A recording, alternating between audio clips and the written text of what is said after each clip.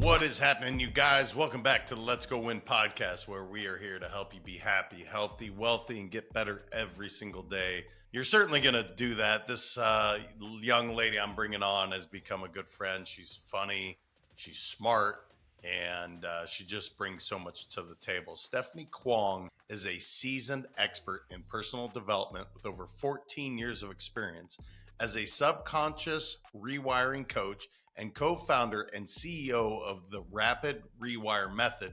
She offers groundbreaking tools for rapid mental, emotional, and spiritual healing.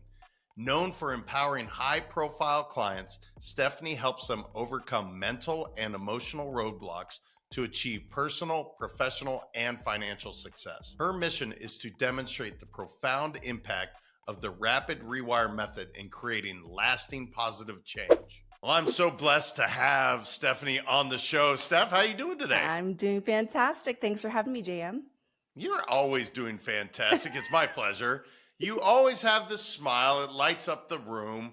How did you, I'm going to dive, of course, right into your work, but I'm so curious, how did you get into subconscious rewiring? How did you know this was my path? This is how I'm going to go impact the world? Honestly, it fell into my lap. I know that actually, quick story is I was actually working in the entertainment industry, and I feel like I chose that path because of, traumas of childhood where I didn't feel seen, I didn't feel significant. And so I dove into an industry where I was like, oh, well, if I have celebrity friends and I'm working on cool things like movies and TV shows, then maybe that would bring me the significance that I felt I was missing. And obviously the ability to be seen. And I started doing my own personal development work at a very young age. Fortunately, I had an immigrant Asian mother who decided to take her own healing into her hands, which is very rare. And so I watched my mom, going to therapy, making vision boards. I listened to Tony Robbins on tape in my house as a kid because she bought his infomercial. He bought the tapes off of the infomercial that he had. And so it was kind of imprinted into me. And because of what I endured, I was always seeking my own healing as well. And so when I started to evolve and realize that I don't need to seek external validation, I need to calibrate that within myself to become self-contained, where I know my value, I know my worth, and I don't have to seek that externally. I started to realize that the entertainment industry just wasn't really in my highest alignment and wasn't truly purpose for me. It was as a trauma response that I chose it unconsciously. And then consciously, I realized why as I did the inner healing. And so I had a moment where I had to sit and go, gosh, well, then what's next? Like all I'd known was the entertainment industry for about 8-9 years.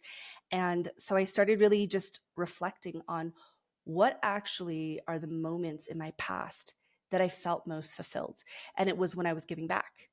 So even as a 9-year-old, me and my best friend, Dina Lannerman at the time, we went to the SPCA and we looked at the lady at the counter. We're like, we're here to volunteer. And she's like, how old are you? And we said 9. She goes, yeah, you're too young. And we're like, to hold puppies and kittens? But we were turned away. But even at a very young age, I was trying to go volunteer to just give my time and support people, whether it was at the SPCA I was a candy striper in a hospital. I got trained to work the suicide hotlines in college and worked a lot with the homeless there. When I got to Los Angeles after college, same thing, working with the homeless. I worked with at-risk youth foster kids. But so that was where I noticed a pull, right? It was like what drew me, it's what brought fulfillment. But yet it was something that I didn't think you could make money with. It's just like, if you're doing something that's fulfilling and giving back, you should do it from your heart and not for some monetary exchange. And then I realized that actually you can have both. And it doesn't mean that just because you're doing something that's fulfilling and purposeful means that it has to be done for free. And so how I got to become the subconscious rewiring coach, or to become one, is I was working a bridge job in between leaving the entertainment industry and figure out what my purpose is. And again, I knew that I wanted to give back in some way. And so I ended up running operations at a live-in weight loss facility it was a very high-end one. And because I'd done so much of my own inner healing, I was like, man, I know people who struggle with weight probably have their deeper inner struggles. It's not just about the strategy of how do I, lose weight. There's so much information out there. There's a deeper cut for why people struggle, right? It's not tactical. It was really about the belief systems they were holding about themselves, what's possible for themselves, what feels safe and familiar, et cetera, et cetera. And so I was, again, running operations there. I met a young woman from Italy. She had an eating disorder. And I just started supporting her. And the next thing you know, she asked me to come to Italy to coach her. And I was like, what? Yeah. And so she goes, yes, I wanted to coach and can you come to Italy to work with me?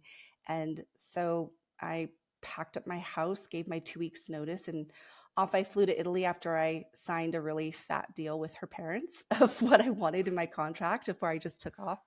And that is what put me on this course to support, somebody in their own personal transformation and healing, and got paid well for it. So I realized, I was like, wait, I can help and I can get paid well for it. And that's what started my path. Wow. There's a lot to unpack there. Yes, I can't imagine most parents, let alone, again, I'm thinking of my wife's parents who are also Asian. I can't imagine them, as you said, doing some of this self-healing trauma work, if you will. It is an interesting dynamic that I watch, but I can't imagine my own parents either. So that's really cool that your mom, now I really am fascinated. I want to meet her. But yeah, I love the fact that somebody said, wait a minute, you can absolutely help me, not just weight loss, but because so much of it is childhood trauma related. Is it fair to say that most of what we deal with, I hate to ever put a number 100%, but almost everything comes back down to some form of childhood trauma. And most people don't want to look at it to say, look, I'm not living my best life. Maybe I have gained weight. Maybe I'm not fulfilled in relationships. Whatever is not going well, it goes back to stuff that they probably didn't have any responsibility for back then, but it is a responsibility to take care of now. Is that too far a stretch to say? Because my wife always says, she's like, everything's related to childhood trauma. What do you think? Yeah, I mean, I agree. Look, when we are born, right, our brainwaves are in the delta state, and then it moves up to theta, then alpha, and then eventually beta. Beta is when we have our logical mind formed, where we can analyze, we can make decisions, we have reasoning abilities, and willpower, the one thing that doesn't always work when you want it to. But prior to that, we're in essentially like a hypnotic state. I used to be a hypnotist. I'm going to use that language. And what does it mean to be in a hypnotic state? It just means that you're open and suggestible, and you surrender and you believe to more of what you hear. So depending on the parents that you were born into, the belief systems they had that they imprinted onto you, it wasn't necessarily yours, right? It was something that you just got given and you accepted and adopted without fighting back with it, because again, you don't have that prefrontal cortex formed until about 9 through 12 or 8 through 12. Who knows the exact number or age, but that's when it starts forming. So you're literally just receiving whatever people externally are telling you. And it could be really horrendous messages as a child, depending on your parent. You're stupid, you're a piece of you know what, or you're never going to make it, or money's really hard to make, or you have to work hard for your money, or you need to lose weight, you're too fat. And so you hear all this stuff as a kid and you don't know any different, and you start accepting it as capital T truth. And then there's also moments in time of our childhood where, again, when we don't have that logic and the reasoning part of our brain formed yet, that we misinterpret a lot of experiences of our past childhood. As an example, even my partner, he was struggling. This was years ago. There was a struggle with him feeling like he was good enough, right? I think that's also an epidemic for most humans. We struggle. The core wounds are like not enough, not lovable, not included, or different. And not worthy, right? We have that. We're insignificant. And so for him, he struggled with that. And so I actually did hypnosis on him, and I did a age regression, or we're like, where did this come from? And it was a moment in time when he was 4 years old, and his parents forgot to pick him up after church. Like, he was there and he was standing outside.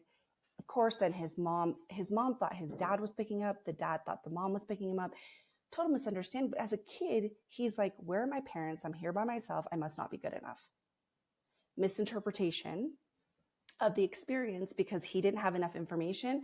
Plus, what we do as children is we think that we're so self-centered that we think everything revolves around us, or it's our fault, right? If parents fight when you're a kid, say they get a divorce, most kids think that, oh, it must have been because of me. Not that there could be any other reason for why your parents are arguing or for why they didn't stay together. And so all of this starts forming our belief system, our blueprint as a child. A lot of it is misinterpretations, distortions of what we experienced, to just simply adopting what society is telling us, what our parents are telling us, or other authoritative figures when we're growing up are just dropping their limiting beliefs or, beliefs about how the world should be onto us. And so now what happens is we become adults. And most people don't look at that software and go, does it need some updating, right? We just think that what we have is who we are, what we're capable of, what the world is like, how we relate to others, how we view ourselves, right? It's all from when we were younger. And towards the end of my career as a subconscious rewiring coach, I worked with really high profile people, like the top 1%.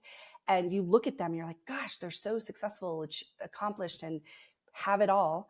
And then when you look underneath the hood, it's a scared child who made a lot of decisions as grown adults to try to avoid pain, to move towards pleasure, to try to prove themselves or prove others wrong because of, again, a lot of what the childhood conditioning or the blueprint that we're operating from. And so it wasn't our fault, our misinterpretations, the imprinting that we received, as you mentioned, but it is our fault if we don't do the work to shift it as adults. That's when we're fully capable, sovereign, and accountable to the results that we want to create in our life, to who we want to be, how we want to show up. That sometimes it takes some rewriting, some reworking, or some rewiring, right? To then now upgrade our software to match with who we want to be and what we want to achieve in this world. Otherwise, we're still in that old paradigms or the old blueprint that is outdated.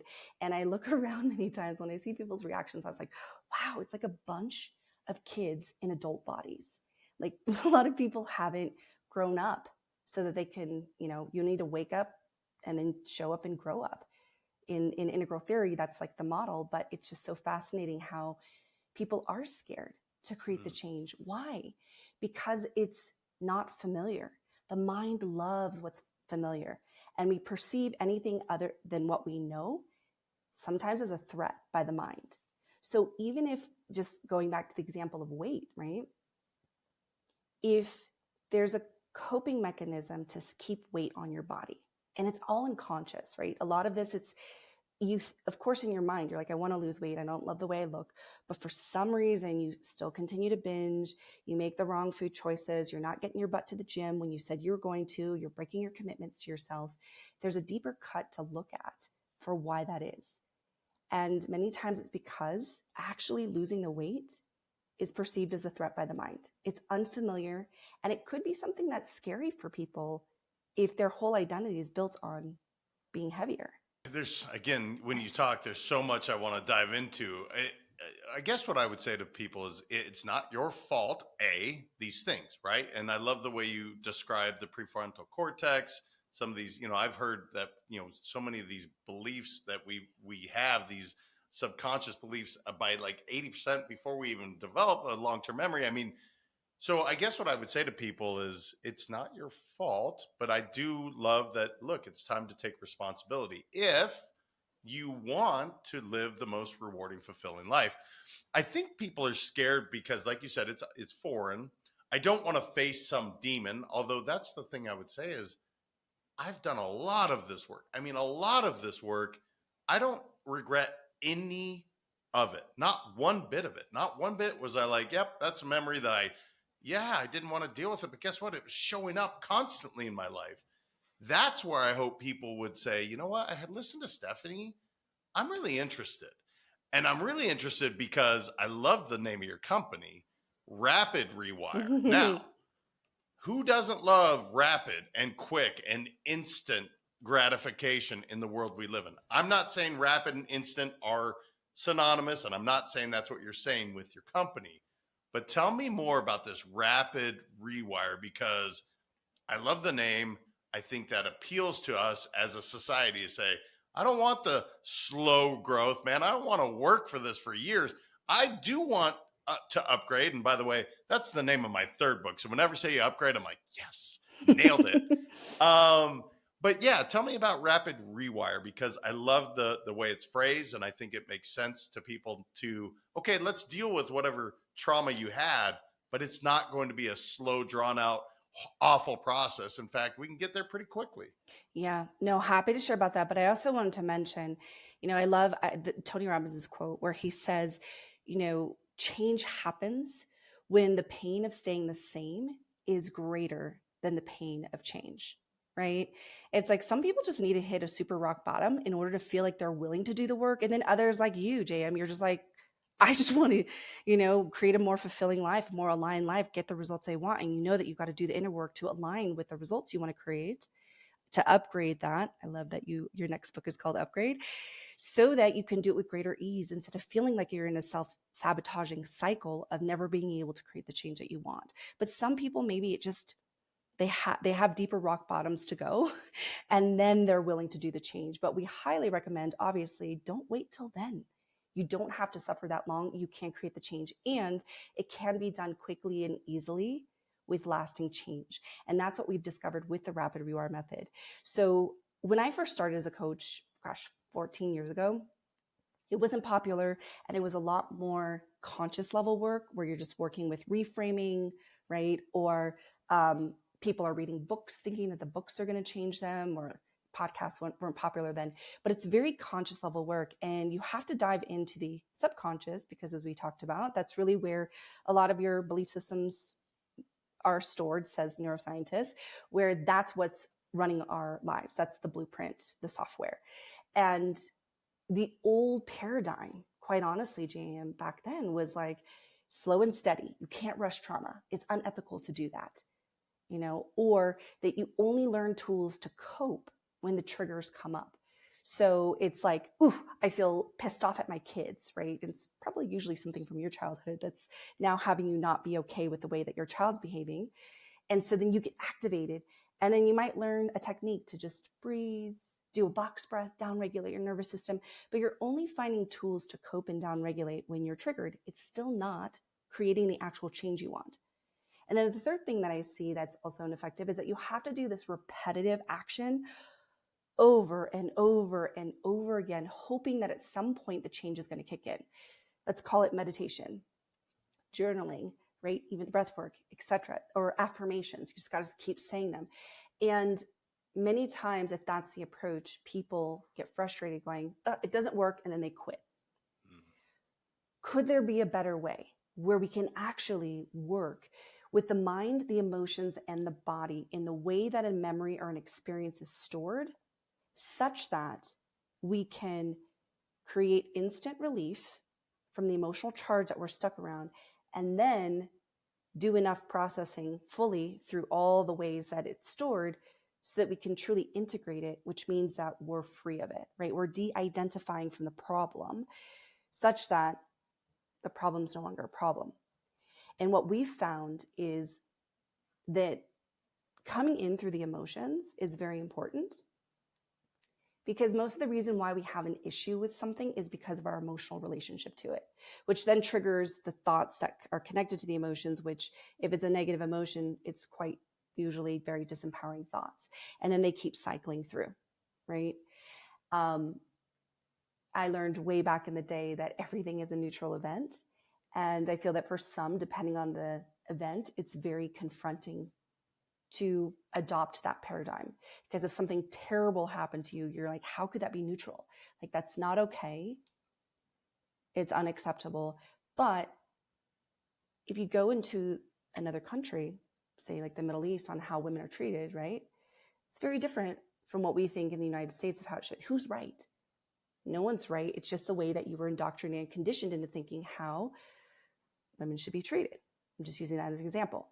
And so it's really our perspective that we look at something that creates either a problem or not, and then the emotional charge that's tethered to it that either keeps it stuck in place or you can be free of it. And so it's really important to, one, be able to face off with yourself, to integrate that emotional charge so that you can look at that experience and it no longer is an issue for you anymore. And we have the tools that can do that quickly and integratively. I'll give you a quick share of how I even got into Rapid Rewire. I also love the name of it because if you could, I'm Asian.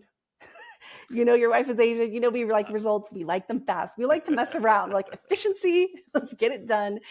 And as I mentioned, I was working with like the top 1% towards the end of my career as a coach. And those people wanted results and they wanted them quickly. So I was this psycho who was trying to find the most rapid and integrative tools to be able to get those results for my clients and be paid well for it. And I'm trained in NLP, hypnosis, somatic experiencing, TRE, havening, EFT, breathwork, you name it. And back in December 2020, I actually got pregnant with my partner. We were not trying to have a baby, but I really wanted to have one. He did not at the time, but we ended up getting pregnant. And so, of course, I was like, oh, this is our little miracle. This is meant to be. And I was ecstatic. And then at 9.5 weeks, I lost the baby. And that was a really hard hit, of course. And I'm also very familiar with grief. I've had people close to me pass. I have had, animals that I've loved pass. But this time something was very different. It was like over the course of the months that passed post miscarriage, I was progressively getting worse in my ability to function. So, deep, deep, deep grief where I started to also feel that my world was closing in on me. I couldn't look at social media because I feel like everyone in 2021 was announcing that they were pregnant. And it was very triggering for me. So now I have to shut that off. If I'd go outside and I ended up seeing, a pregnant woman or a baby or some paraphernalia that has to do with kids, I'm all of a sudden now dysregulated and bawling my eyes out in public. So now I'm like, can't go outside. I had days where I didn't want to get out of bed, where I was having suicidal ideation. And I'm an entrepreneur, so it's not like I could just take 5 months off of work. And everything that I was trained in, nothing was helping. This amazing community of coaches, therapists, healers I had surrounded myself with wasn't doing the job either. It might have shaved the edge off a little bit here and there of the grief each day, but then it would get activated again. And I knew I needed help. And that's when eventually I got introduced to these tools that are the Rapid Rewire Method. And literally, JM, in one 60-minute process the actual trauma of the experience, drain the emotional charge that I couldn't even feel or find sadness or grief in my body anymore. It was gone. I was almost trying to will it back. I was like, where did it go? I couldn't even feel it. I would think about the incident, neutral. So now, coming back to what I was mentioning before, that experience became a neutral event. But it was what I placed on it, right? The tethering of the grief and the sadness that was literally locked in was what was keeping it a problem for me. And it was impacting me in the present moment, which then, of course, would continue to impact me into the future. So fortunately, I was able to do the work to clean it up, to release that charge so that I could think about that traumatic experience, but leave it where it belongs in the past instead of in the present and into my future. And it's crazy because even when I share that story with people, I notice that they have a bigger emotional reaction to it than even I do, which then I know that it has been integrated and I'm truly free of that trauma. Yeah, this whole idea of neutral thinking, Trevor Mowad, rest his soul, but he talked about this. And I think this is so appealing to most people. One of the things that I get as a coach is it can't always be happy. It can't be sunshine and rainbows. And you're right. Absolutely. Being neutral is as I don't know, effective, if you will. It's like you can't just fake, okay, this really shitty thing happened and now I'm just gonna smile, right? And that's why I think people get turned off. So this neutral idea, I think, makes a ton of sense. 60 minutes, my God. If everyone listening, they're probably like, okay, yeah, sign me up, please. Without giving, I mean, you probably can't even give it away, even if you tell us. It's got to be something. How does that happen? What is different? Because you said hypnosis and breathing, meditation, affirmations. Everybody on my show knows this is a huge part of my everyday life. But I'll tell you what, my wife, you said it, Asians want results quick. She's like, dude, can you find a way to do this in like 5 minutes instead of 2.5 hours every day? And I'm like, maybe right now that's what it looks like to be as happy as I am. But 60 minutes, my God, that's incredible. Can you kind of describe what this session would look like so people can understand? And maybe it's not such a scary idea to deal with this trauma, because in 60 minutes, whoa, I'm no longer feeling this way. I'm no longer not wanting to leave the house. Like, that's a huge, huge shift. Yeah. And the cool thing too is if you do have to reactivate the trauma, it literally asks for like 2 seconds. We just need to bring the emotion up and then boom, we process. So you don't have to sit in it like other modalities that I've experienced. So these tools were created by this Yugoslavian psychotherapist. His name is Zivran Slavinsky. He was a researcher and he also was a psychologist for 40 years. Honestly, we call him a grand synthesizer. This dude was so good at seeing what modalities were out there and then really studying and breaking it apart, where it's like, what are the pieces that are unnecessary, that aren't actually creating the change? And then what are the elements that are? And he began to stack them. And then he would start to battle test them with his current clientele to test and see and tweak and tweak and tweak and tweak until what he ended up creating are these tools that, again, work efficiently, processing through the mind, the emotions, and the body. So through the somatic, right? There's a lot of protocols out there that are just cognitive based. Let's take CBT, for example, right? Cognitive behavioral therapy, very much just mind, focus on the mind. Then there's some that are just emotion focused. And then there's some that are just somatic focused, breath work, yoga, and more. There are some that work with both elements, right? But that's why they take a little bit longer, because they're not actually processing it in all the ways that a memory or an experience is stored in the mind and then emotionally and then in the body. So we always work through images, thoughts, emotions, and body sensations. Those are the 4 elements through the 3 parts. And when you're able to process through all of them, then you're able to break it apart and to de-identify much faster.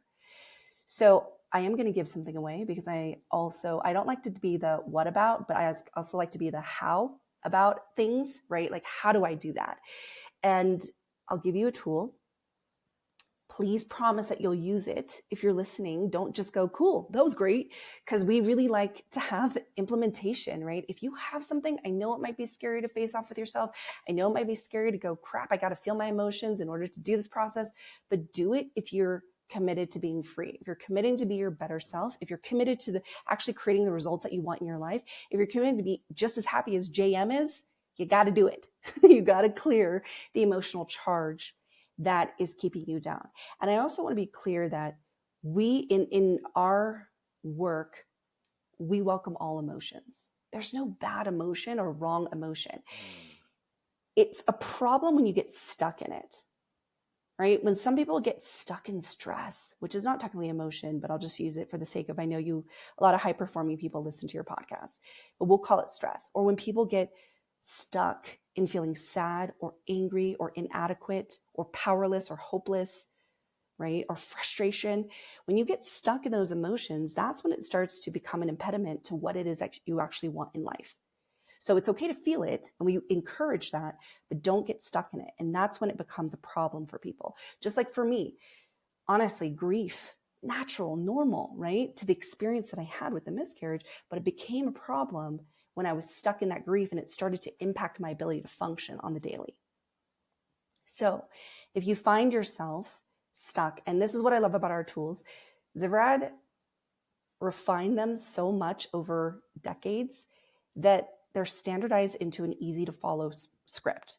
Like if I handed you one right now, JM, and you're like, Lisa's being a little crazy right now, or you are, and you need support, you can literally take this script and just follow it. Step 1, step 2, step 3, or step 1 through 9, depending on which one you have. We have about 16 protocols we teach in our trainings, but you could actually help someone immediately. And I have a crazy story about how that happened too for this guy that went through our training. But coming back to this, the tool that I want to gift to you guys today is, it's very simple. It's only 2 prompts. If you are feeling a big emotional charge that is actually getting in your way to function or just to feel good, I want you to identify what that is. So first it's like, what's the problem? And get specific. What's the problem? It could be that, a team member took credit for something that you did. I don't know, just making it up. And what emotional charge does that create for yourself? JM, throw out one. What would that create? What type of emotional charge? I would be angry. Okay. I worked hard for that. So yeah. I'm angry. Great. So now when you're connected to the anger, you want to make sure it's in motion. So if you need to Google, we have an emotion wheel that we show people, but make sure it's a specific emotion. Now anger is one. So anger, great. And then check, how intense is that anger on a scale of 1 to 10? So 1 is, one is it 6. Go ahead. Great. 6. So 1 is like, doesn't bother me at all. 10 is it's debilitating, can't function. I like to give people what the measure is. So 6. Great. So you want to write that down. So write down what's the problem, what's the emotional charge, what's the intensity. And the reason why you want to write down the intensity is now you're able to gauge, are you making progress on reducing it or not? And then you could dive straight into the process. So again, 2 prompts. You want to let yourself connect to that anger. You don't want to identify with it, but let yourself feel it. And when you do, ask yourself, what's bad about this anger? And then actually articulate a response. Make it short and concise. You don't want to go on and on and on, but let's just role play right now, even though this is not your specific thing. But if you're feeling anger, tell me something that's bad about the anger.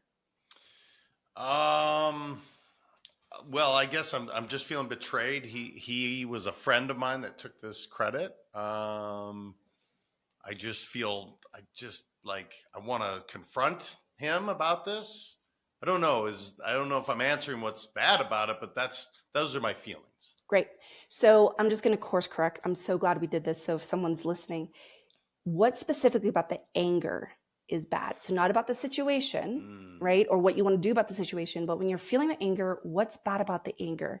And it could be that I'm seeing red and I'm not able to focus at work because I keep ruminating on what he did, right? Yeah, I clench my jaw. Whenever I'm angry, you want to know, I clench my jaw and it hurts eventually. Great, perfect. That's what's bad about it. And then the next prompt is feeling the anger.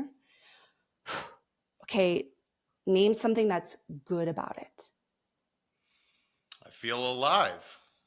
Excellent. And then we just toggle it back. Still feeling the anger. Tell me something that's bad about it. My it's hot. I'm like really hot, flustered. Yep. Perfect. Thank you. Still feeling the anger. Tell me something that's good about it. I have energy for days. Like, man, it is like, I've run through a brick wall. Perfect. So you see, it's very simple. We're just going to go back and forth. And then you just keep going back to what's bad about it, about the anger. Remember the emotion, still feeling the emotion. What's good about it? Still feeling the emotion. What's bad about it? And you just keep going till you exhaust both sides. You might exhaust one first. So what's bad about it might have a lot more than good, or what's good could have more than bad. But you just go to bad. And if you're like, there's nothing else. Okay, great. Feeling the anger, what's good about it? You might have content, say it. Go back to the bad, still nothing, great. And then you go back to the good, now nothing. Cool. When you run out of things to say about the emotion, what's good or bad, and you just want to check back in and go, okay, where am I? Where's the anger now? And most people by the end are going to be like, it's gone. I know it's going to sound crazy. You're like, how can that work? Like, how can 2 prompts of just checking in of what's good and what's bad is what we're actually starting to break it apart and understand what's holding this anger in place. So even by you answering those prompts, you're starting to make unconscious content conscious. And when you are able to put your attention to the emotion, experience it, and then articulate what's happening, it starts to neutralize it. That's part of one of the inner workings, the underneath of what's happening psychologically to the experience. And so, that's our most simple one that you can use immediately if you're with your kids and you're dysregulated, or if you're at work or you just got a crappy email that was unexpected about a result that you did not want, if you're looking in the mirror and feel a certain sort of way, or if you're on the highway and someone cut you off and it dysregulates you, just dive right into that. Allow yourself to feel it and just go back and forth. Yeah, I think this is so powerful, and here's why. And I'm going to just fall on the sword for a moment. Historically, I will say, in the past, I was a stuffer. So instead of actually dealing with the emotion, I would just, it doesn't bother me. I'd stuff it way down. Well, here's the problem, guys and gals, but I'll say especially for men. We're taught stuff. Well, guess what? That is going to eventually be a volcanic explosion of awesomeness, but not typically in a great way. And that's why being vulnerable has been such a huge thing for me, and not putting judgment on the emotions. Because correct me if I'm wrong, we can't stop an emotion. It is physically impossible. It happens. I don't know the exact terminology, but I could snap my fingers. It's about 100 million times faster than that. So I can't stop that emotion. That is physically impossible to do. However, the tool you're talking about allows me to respond and not react, which, by the way, I know this is faster than but that's why I meditate, is literally so I learn to respond and not react. So I love that tool that you gave me. It looks like you have something to say, but there's one topic I want to get to that, I'm so fascinated. But go ahead. Did you have something you want to add to that? Yeah, no. And just to what you said is, look, again, all modalities are beautiful. I'm trained in many of them. We're not here to bash or say anything's wrong, but it's just more about, if you want to get rapid and lasting change, you do need to find modalities that work with the mind, the emotions, and the body so we can integrate it faster. And I do love what you shared, is like, this can help you respond versus react. Reactions are automatic. They just happen, and they're usually based on our blueprint, right? Like, what we're perceiving is probably something we experienced in the past. Whatever emotional reaction we had back then, it gets re-triggered now. And so we keep behaving in the same way. That's how you can predict people's patterns. They're probably going to behave like this the moment I tell them this. We're not, we're pretty predictable if because we're running on similar software. And so if you have a tool that you can use in the moment, that's already transformation right there. Transformation is when you actually have a moment occur, but you have a choice instead of just running down the same habituated pattern. But now you're like, oh no, and when my brain wants to zig, I can actually choose to zag. And I'm going to take this tool. I'm going to let myself feel the emotion for whatever I need it for, because that's healthy, not to stuff it. But then instead of staying stuck in it and ruminating on what that person did to you day after day after day after day, now you have behaviors where you want to avoid them, or maybe you're having thoughts of hurting them, or whatever it could be, depending on the intensity of the emotion. You're like, you know what?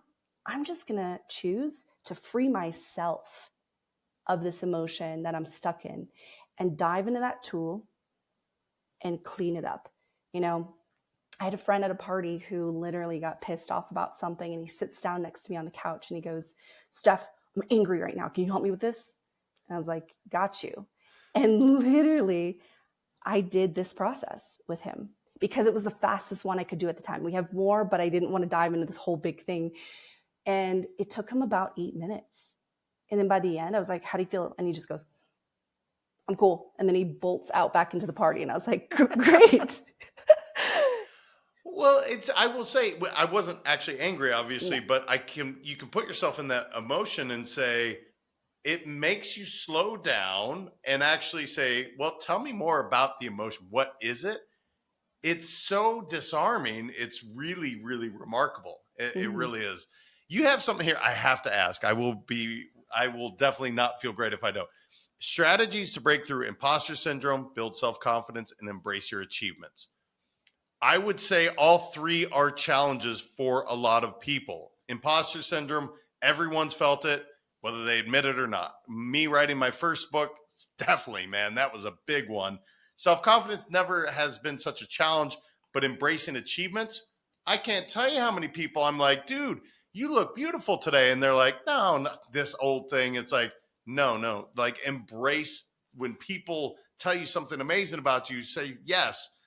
Tell me some strategies. I think everybody can embrace this idea as well. Absolutely. So the first thing is, obviously, I would say use our Rapid Rewire tools because they have been able to help people to de-identify from stuck identities.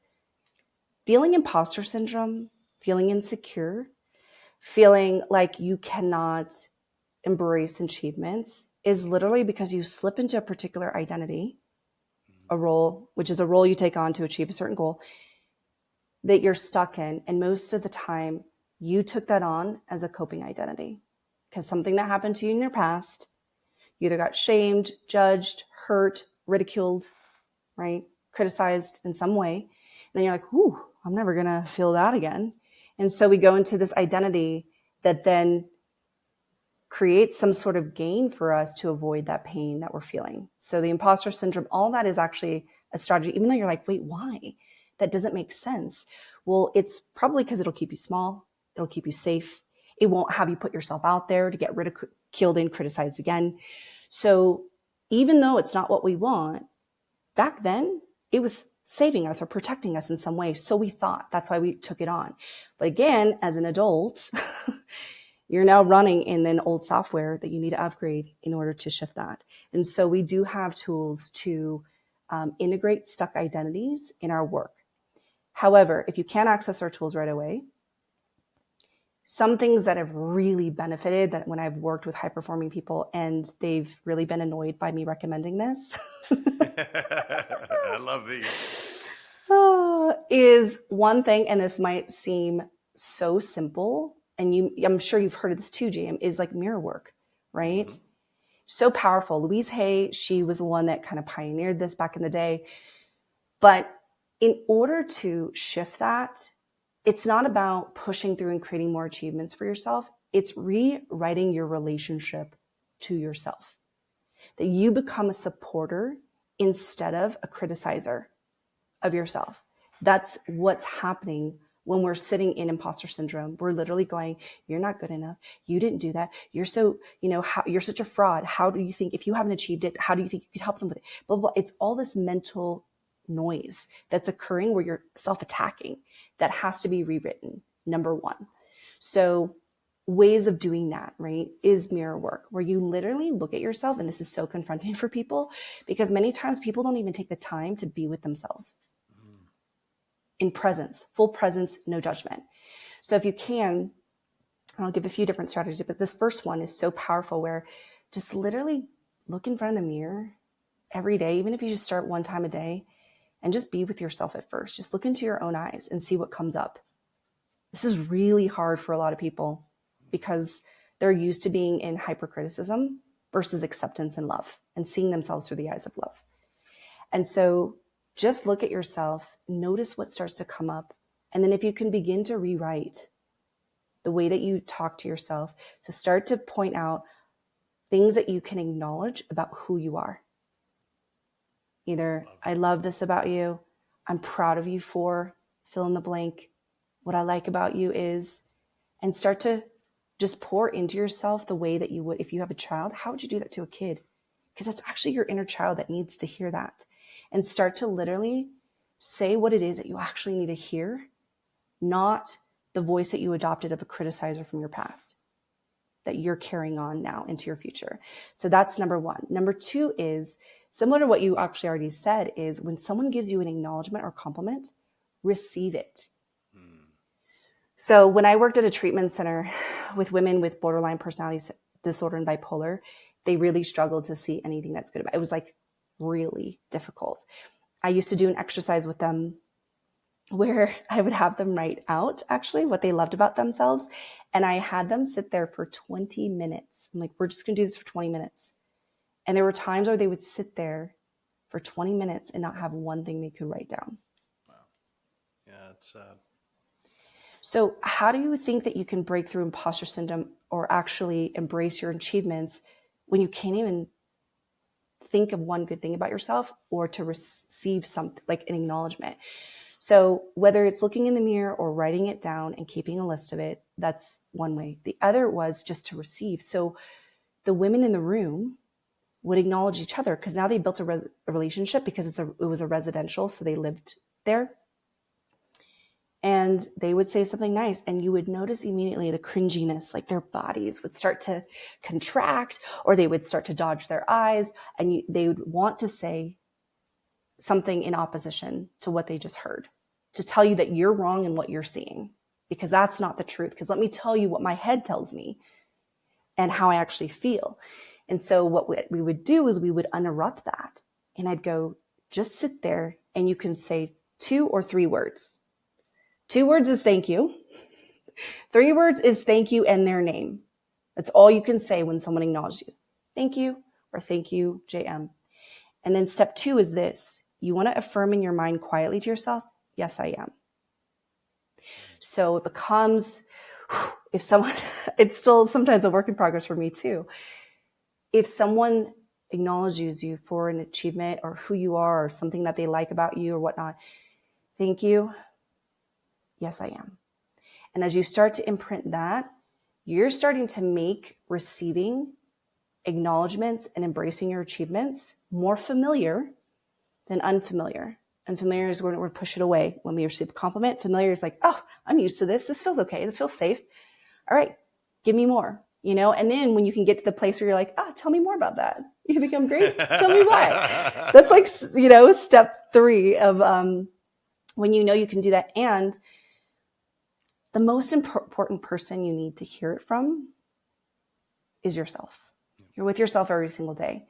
So it's not just receiving the acknowledgments from other people, but when you do something great, you're like, yes, I did that. Good job, Steph.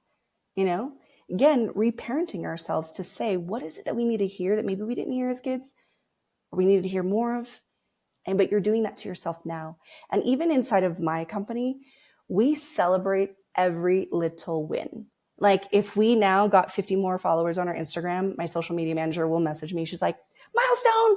And my whole team on Slack blows up. We're like, woo. And I know it seems so silly, but we want to celebrate all the wins. So if you can along the way, celebrate every single win that you've achieved that's moving you towards your goal. It's not waiting till you hit your 90-day sprint and you hit the outcome that you named at the end of it. It's every little step along the way where you're now learning to, first of all, see what you're doing is good and right, that you're making progress, and then celebrating yourself for that. Yeah, it's so powerful in so many ways. And I will tell you that exercise you just talked about, I just did this with a company and I had them in a circle and they could only say, I didn't have them say, yes, I am inside. I'll add that. But I said, all you can say is thank you. That's it.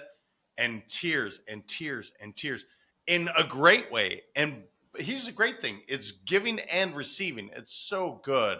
I love these strategies and these tips. It's amazing. I could talk to you all day long, but obviously we've already run up on time. If people want to do some of this amazing work, they want to live their best lives, they want the Rapid Rewire Method, where is the best place to connect with you online and really find some of these tools? Yeah, so you can go to our website, rapidrewiremethod.com.